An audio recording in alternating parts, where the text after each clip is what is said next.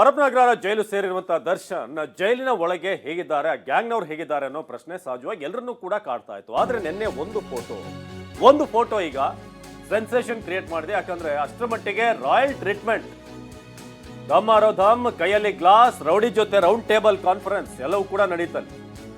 Central ಜೈಲಿನೊಳಗೆ ಪುರ್ಕಿಯ ಐಷಾರಾಮಿ ದುನಿಯಾ ಹೇಗಿದೆ, ನಮ್ಮಲ್ಲಿ ಕಾನೂನು ವ್ಯವಸ್ಥೆ ಹೇಗಿದೆ ಅನ್ನೋದಕ್ಕೆ ಕನ್ನಡಿ ಹಿಡಿದ ಹಾಗೆ ನಿನ್ನೆ ಇತ್ತು ಆ ಫೋಟೋ. ವಿಚಾರಕ್ಕೆ ಸಂಬಂಧಪಟ್ಟ ಹಾಗೆ ಈಗ ಪೊಲೀಸ್ ಅಧಿಕಾರಿಗಳು ಕೂಡ ಅಲರ್ಟ್ ಆಗಿದ್ದಾರೆ. ಏನಾಗಿದೆ ಜೈಲೊಳಗೆ, ಏನೇನು ಆಗ್ತಿದೆ ಸಂಬಂಧಪಟ್ಟ ಹಾಗೆ ತನಿಖೆ ಅಗತ್ಯ ಇದೆ.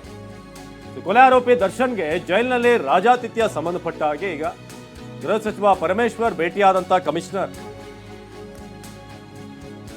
ಬೆಂಗಳೂರು ನಗರ ಕಮಿಷನರ್ ಬಿ ದಯಾನಂದ್ ಭೇಟಿಯಾಗಿದ್ದಾರೆ. ವಿಚಾರಕ್ಕೆ ಸಂಬಂಧಪಟ್ಟ ಹಾಗೆ ಫೋಟೋ ಹಾಗೆ ವಿಡಿಯೋ ವೈರಲ್ ಆದಂತ ಬೆನ್ನಲ್ಲೇ ನಗರ ಕಮಿಷನರ್ ಆಗಿರುವಂತ ಬಿ ದಯಾನಂದ್ ಪರಮೇಶ್ವರ್ ಅವ್ರನ್ನ ಮೀಟ್ ಆಗೋಕೆ ಮುಂದಾಗಿರೋದು.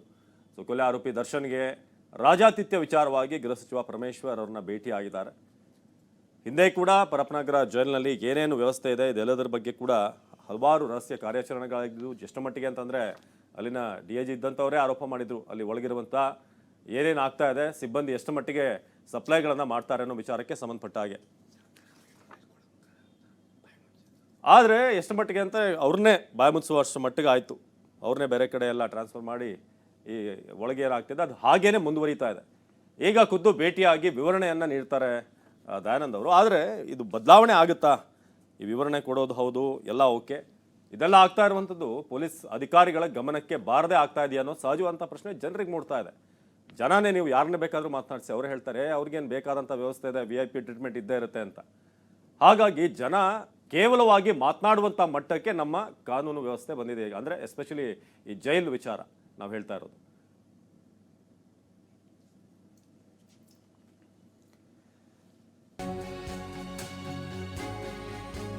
ಜೈಲಿನಲ್ಲಿ ರೌಡಿ ಶೀಟರ್ಸ್ ಜೊತೆ ದರ್ಶನ್ ದರ್ಬಾರ್ ವಿಚಾರ ಫೋಟೋ ಮತ್ತು ವಿಡಿಯೋ ಏನು ವೈರಲ್ ಆಗಿದೆ.